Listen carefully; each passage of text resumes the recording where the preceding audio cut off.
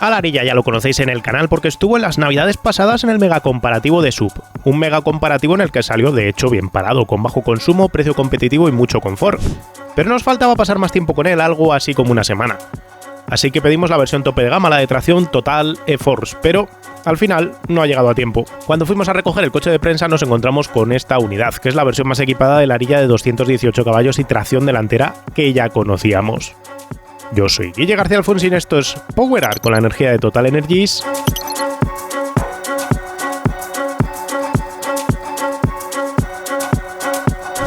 Y esta es, por tanto, la prueba breve de la Ariya tras pasar una semana con él.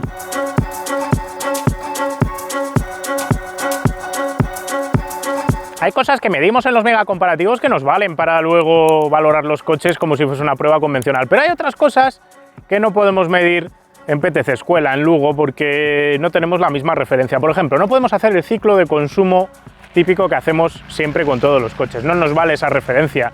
Tampoco podemos medir el sonido en el mismo tramo de carretera que medimos siempre los coches. Y luego ocurre una cosa, que es que los coches que probamos allí los probamos en medio de un montón de circunstancias mientras estamos probando un montón de modelos al mismo tiempo, así que no pasamos suficiente tiempo con ellos como para hacernos una idea completa de lo que es vivir una semana con estos coches. Por eso, en ocasiones concretas, como la de la Ariya de hoy, lo que hacemos es pasar después de esa mega comparativa un poquito más de tiempo con los coches para terminar de entender de qué va el aparato en cuestión y poder ofreceros una visión más pausada del aparato.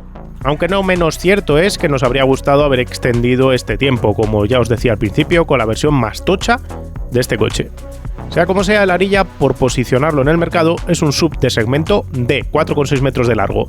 Busca plantearse como un coche algo más grande que un Qashqai y se pelea en el mercado con modelos como el Model Y de Tesla, el Enyaq de Skoda, el ID.4 de Volkswagen, con la peculiaridad, en este caso, de ser una variante de tracción delantera, como os decía antes. Estéticamente es un coche moderno y diferente a lo que había estado haciendo Nissan hasta ahora, con líneas muy limpias a nivel superficial buscando modernismo, que se gastaron algo más de la cuenta por mostrarse demasiado pronto antes de llegar este coche a los concesionarios. Por delante destaca la máscara negra a modo de falsa calandra transparente pero ahumada que deja ver el relieve que hay detrás de ella. Hay finos grupos ópticos LED que funcionan muy bien, como ya medimos en el comparativo. El techo describe un arco enfatizado por la línea cromada que rompe todo lo visto hasta ahora en Nissan, aplicando un lenguaje que está llegando poco a poco a otros modelos de la gama como el Note japonés. La trasera también es limpia, con un monopiloto LED posterior de grandes dimensiones.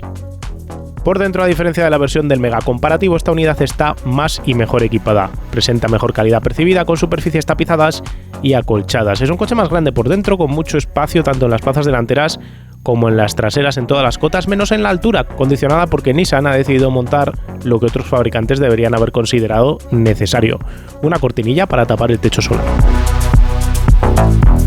El problema de este coche es la posición de conducción, y lo vimos cuando lo probamos en el comparativo, y aquí pues de nuevo tengo esa misma problemática: asiento eléctrico, volante eléctrico, todo eléctrico, suelo plano, sin túnel central de transmisión y todas estas cosas. Eso bien, pero la ergonomía de la posición de conducción, os lo voy a contar luego cuando vaya conduciendo, no me termina de convencer por la relación de posición entre el tobillo, el volante y la cadera. Acabas conduciendo casi como en un coche italiano de los años 70, con las piernas recogidas para tener el volante donde quieres y aún así medio achaparrado, con el techo además muy cerca, porque si os fijáis la distancia que tengo entre mi melón y el guarnecido del techo solar es muy escasa, y eso que yo mido 1,73, si mides 1,95 aquí vas a empezar a tener una problemática. Pero esa mezcla además de espalda erguida, con piernas extrañamente encogidas pero cercanas en altura, y la posición de volante, ya os digo que no me termina de funcionar, como tampoco me funciona la ergonomía de la relación de altura entre el codo derecho y el codo izquierdo. El codo izquierdo baja más, el codo derecho va apoyado en el túnel central, que está claramente más alto. Que muchos fabricantes hayan reducido la altura total del coche a base de quitar guarnecido del techo en estos eléctricos parece una solución sensata, hasta que te encuentras con que, por ejemplo, el Enyaq RS que probamos hace unas semanas coquetea con los 50 grados en la superficie del techo solar, irradiando calor hacia abajo. El asiento, en el caso del Nissan ventilado y calefactado, es bueno, y la visibilidad hacia afuera también lo es, pero la posición no me gusta. La que tiene un Qashqai y un X-Trail es mucho mejor sin salirnos de Nissan. La ergonomía tampoco nos convence. Nissan ha montado mandos capacitivos por doquier, fijos eso sí en su localización, embebidos en superficies que imitan madera, pero cuya actuación, a pesar de tener respuesta áptica, deja mucho que desear. Botones y ruletas normales, como la del volante, irían mejor. Luego hay concesiones tecnológicas necesarias, como el propio mueble central motorizado o la guantera central también motorizada. El techo solar es menos abierto y luminoso que el que emplean otros rivales, pero como os decía antes, al menos tiene cortinilla, lo que es un enorme plus. Al menos el volante tiene mandos físicos, como físicos son otros mandos importantes como luces antinieblas y demás. Las pantallas empleadas, dos en horizontal, tienen buena resolución y funcionan bien, pero la de en medio tiene una cubierta vidriada tras la cual está la propia pantalla, que está bastante más remetida. No deja la misma sensación de calidad de otros coches como el manido Model Y de Tesla. El software al menos parece más resolutivo que el empleado por el grupo Volkswagen, pero la solución de Google del Renault Megane eléctrico, por ejemplo, o lo que integra el Polestar, me parece mejor conseguida y una oportunidad perdida para Nissan habiendo podido usarla aquí, al tenerla ya desarrollada dentro de la alianza con Renault. Las plazas traseras son amplias. De hecho, de lo más amplio que hay en el segmento, tanto por espacio para las rodillas como por anchura. La altura va justita.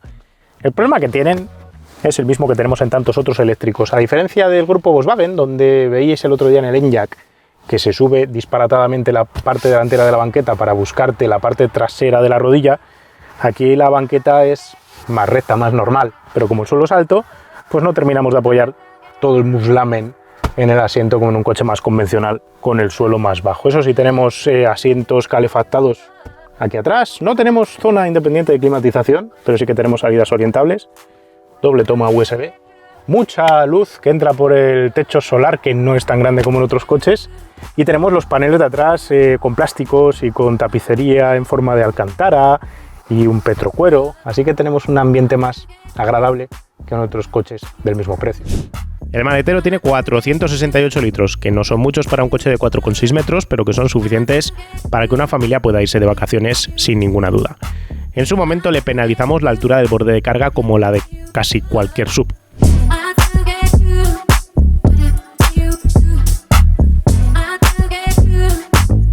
El Ariya está montado sobre la misma plataforma modular del Megane eléctrico que ya grabamos aquí, y además Nissan ha metido tiempo en ahorrar peso. A pesar de ello pesa 2 toneladas, pero tiene cosas como brazos de suspensión en aluminio, mangueta en aluminio, suspensión McPherson por encima con amortiguador pasivo, no hay aquí amortiguadores de paso variable ni nada parecido. Las puertas, los capós son de aluminio, detrás tenemos un sistema multibrazo con todo elementos de chapa de acero estampada por abajo, un brazo de control de caída de aluminio encima, mangueta de aluminio, frenos de disco ventilados delante y detrás, y después tenemos cosas como más llamativas respecto a un coche eléctrico convencional. Una es que el motor es delantero, que ya es una rareza porque habéis visto muchos coches eléctricos aquí y muchos de ellos eran de motor trasero o de un motor en cada uno de los dos ejes. Nissan ha optado como Renault por montar un motor eléctrico cuando monta un solo motor en la parte delantera, un motor que además es raro porque tiene el rotor bobinado, es síncrono y no utiliza imanes permanentes, por lo que lleva escobillas para generar el campo magnético interior. Esto implica que tenga mantenimiento las escobillas, pero también genera un motor que no utiliza tierras raras, que es más barato y además en principio es más eficiente, como ya vimos con el BMW i4, que también utiliza escobillas. La batería tiene celdas CATL, son de química NCM, lo típico de estos coches eléctricos, va refrigerada por líquido a diferencia del Ariya, a diferencia del Leaf, como es obvio. Tiene 66 kWh brutos de capacidad, 63 de los cuales son utilizables, y se puede cargar a potencias máximas de 130 kilovatios en punta. El cargador embarcado de esta versión tiene 22 kilovatios de potencia, que es mucho y probablemente innecesario, porque si lo pensáis, nadie en casa va a cargar a 22 kilovatios, lo típico son 11. Así que realmente es un extra de capacidad en el cargador de alterna que no es necesario. El Ariya ha copiado a la décima las cifras que medimos con la otra unidad en el megacomparativo SUV de las pasadas navidades, a pesar de la diferencia de temperaturas. Así hemos hecho el 60-100 en 3,9 segundos, el 80-120 en 4,8, cifras que son más que solventes para decirte que en términos generales este coche con esta potencia es más que suficiente para salir airoso de cualquier operación de conducción cotidiana y por ende no necesita ni más chicha ni más velocidad, a mi juicio, para uso familiar. Volver a encontrarme con el Leaf después del mega comparativo solo ha servido para reforzar las sensaciones que ya tuvimos cuando estuvimos probándolo en Galicia. Y es que es un coche configurado pensando en el confort. Nissan ha separado la posición de este coche a nivel de conducción de lo que percibes en un Qashqai, que es un coche un poco más duro y un poquito tal vez más dinámico. También se separa de lo que ha hecho Renault con el Megane o incluso con el Austral y propone un D-Sub donde el confort está por encima de todo lo demás. Suavidad en la entrega de potencia y sobre todo suavidad tanto en suspensión como en cantidad de aislamiento sonoro, que ronda los 64 decibelios en nuestro tramo de pruebas a 120 por hora.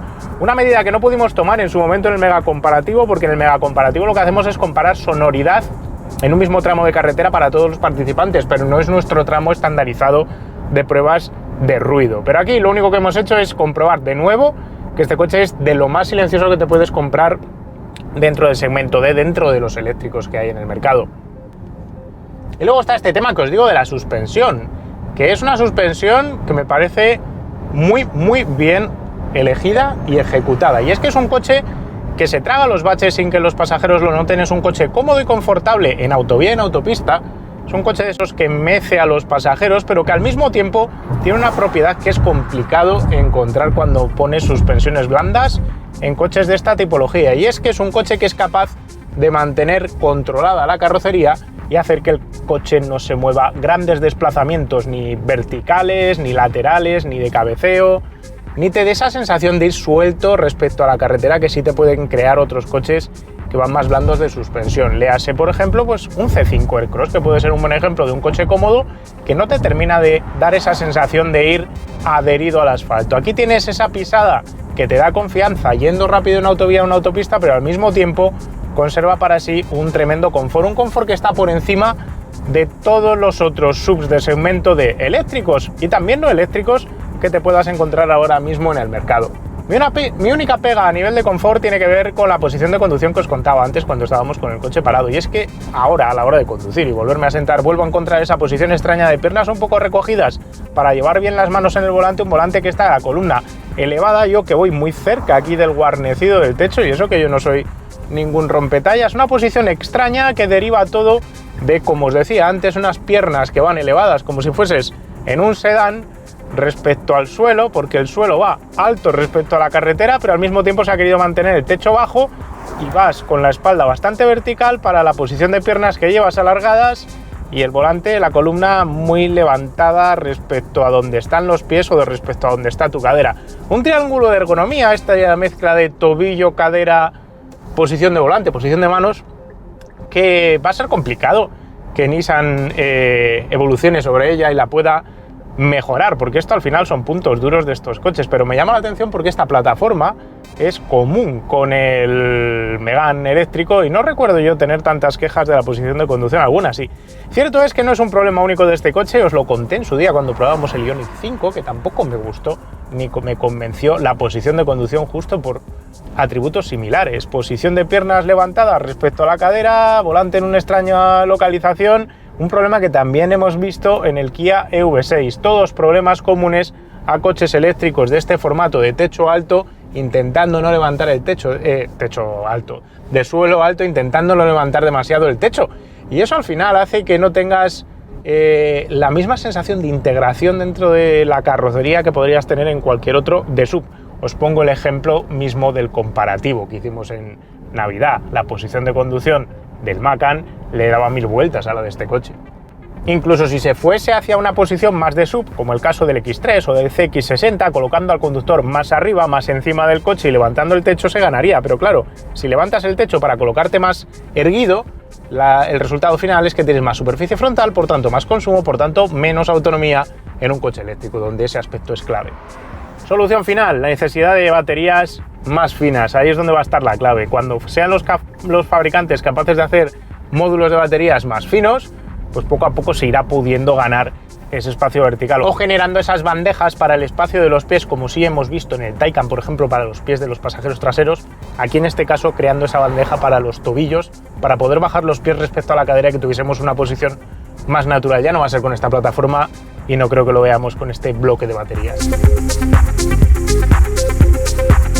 Volviendo sobre la puesta a punto sobre las suspensiones, obviamente a este coche le falta esa agilidad, esa deportividad, ese tacto que hemos notado, por ejemplo, en el Enyaq Coupe RS el otro día, o que vimos en el Tesla Model Y, o que tiene el Mach-E todavía más acusado, de tener una carrocería con movimientos muy restringidos y reacciones rápidas en los izquierdas a derechas. Aquí todo se toma más tiempo.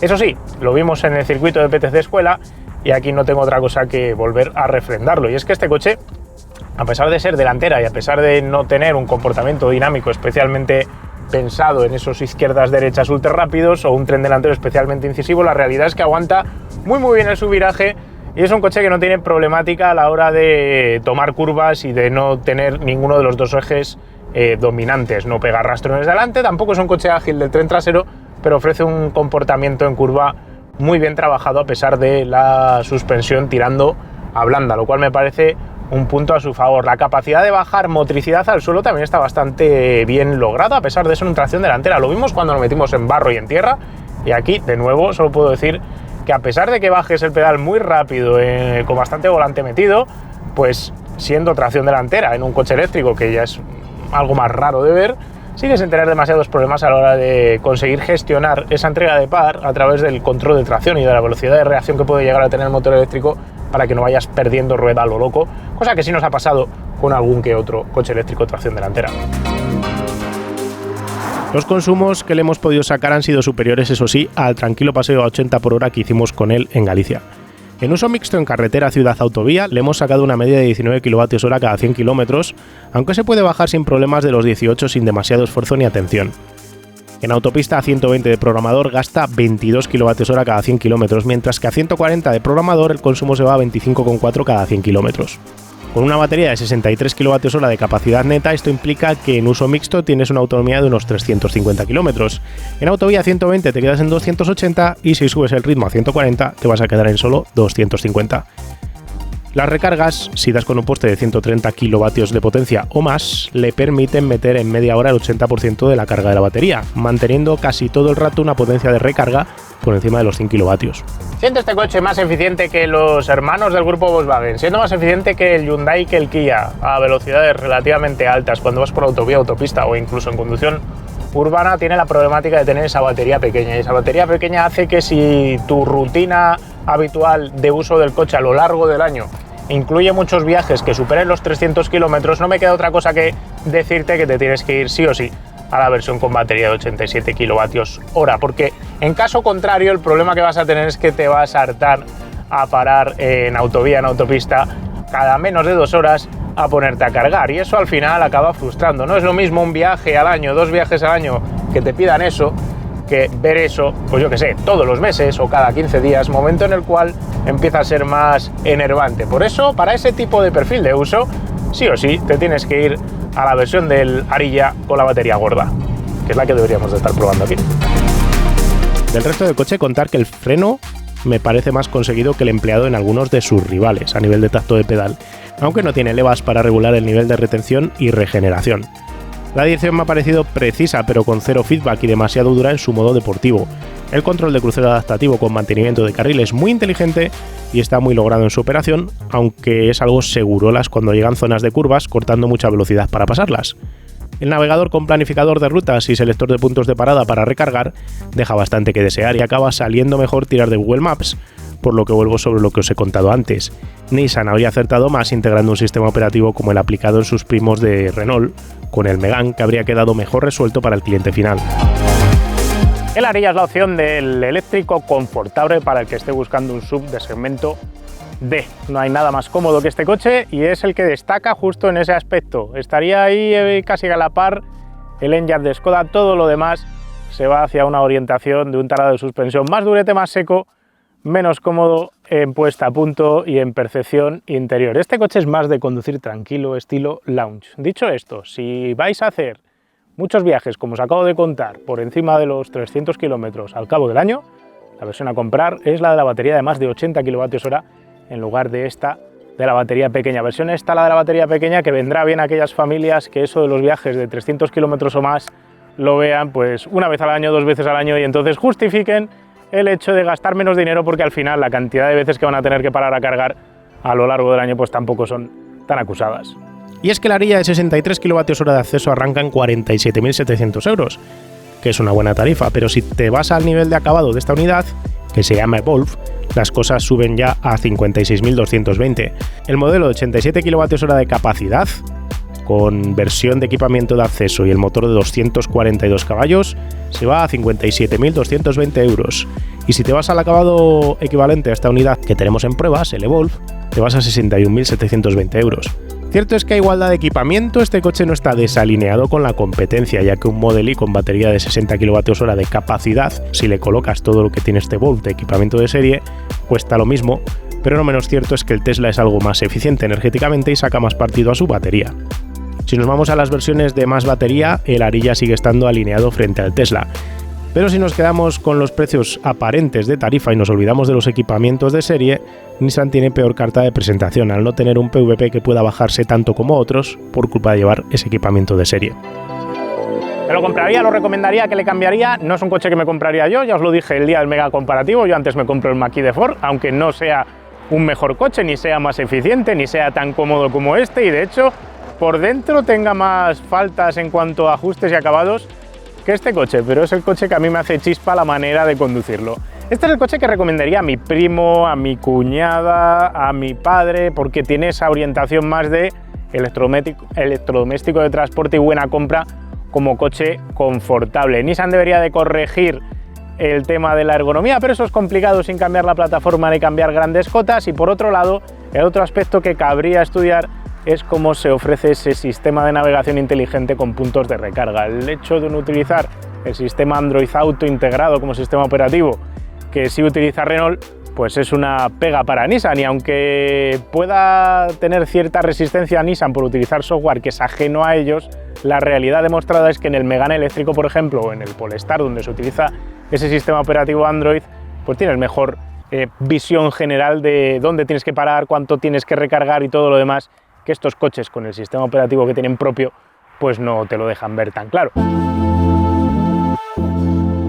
Y ahora llega el momento de la parte clave de este vídeo, que es buscar en Wallapop si vamos a encontrar en nuestro patrocinador, para mirar precios de coches nuevos y usados, vamos a mirar si encontramos algún Ariya por debajo de los 47.700 euros, que es el precio más barato por el que se puede comprar según tarifa el coche. Y aquí ya vemos que hay uno en 45.100, 52.000 euros, 52 para este también, un Evolve, 87 kWh la batería grande. Uno como el que hemos probado, una Ariya con la batería pequeña, tracción delantera, acabado Evolve, que es el que teníamos entre manos, pidiendo 53, es prácticamente el precio de tarifa.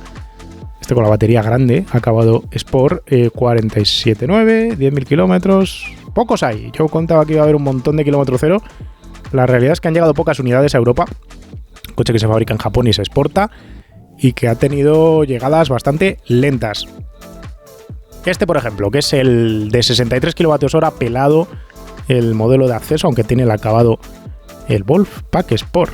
Ni idea, esto, las llantas son como la unidad que hemos probado, tapizado el salpicadero también en esa piel vuelta. Bueno, es prácticamente idéntico a la unidad que hemos probado. De hecho, os he dicho que costaba 47,7, este está en 45,150, 12 kilómetros, aplicable plan MOVES, bla bla bla. Aquí 27 explicaciones que no tienen nada que ver con el coche.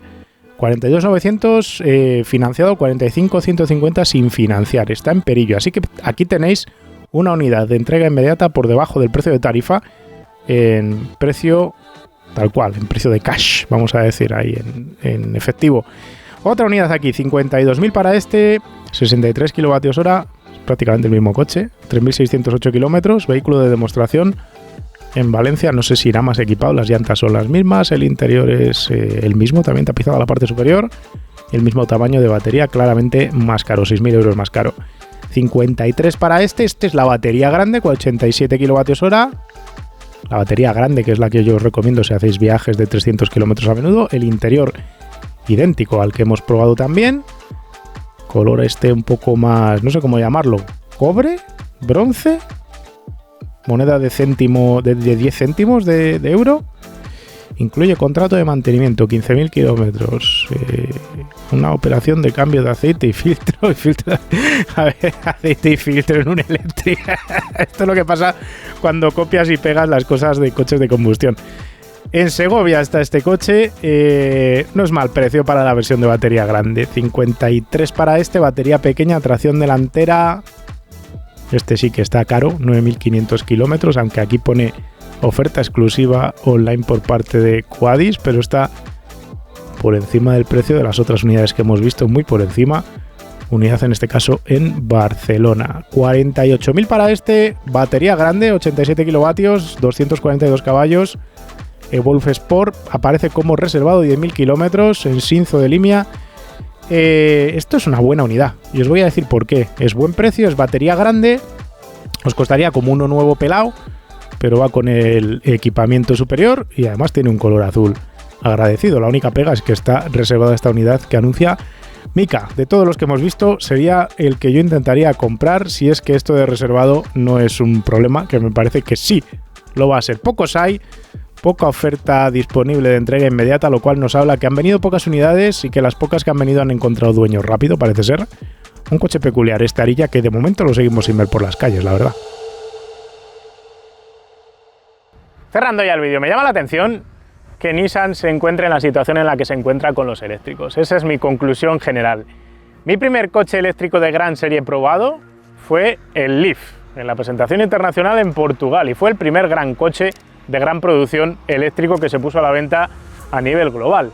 Nissan tenía ahí una ventaja competitiva, llegó antes que los demás para ofrecer un producto generalista, pero impulsado por motores eléctricos y movidos esos motores eléctricos por baterías, pero dejó que le cogiesen y dejó de ser la innovadora, la número uno.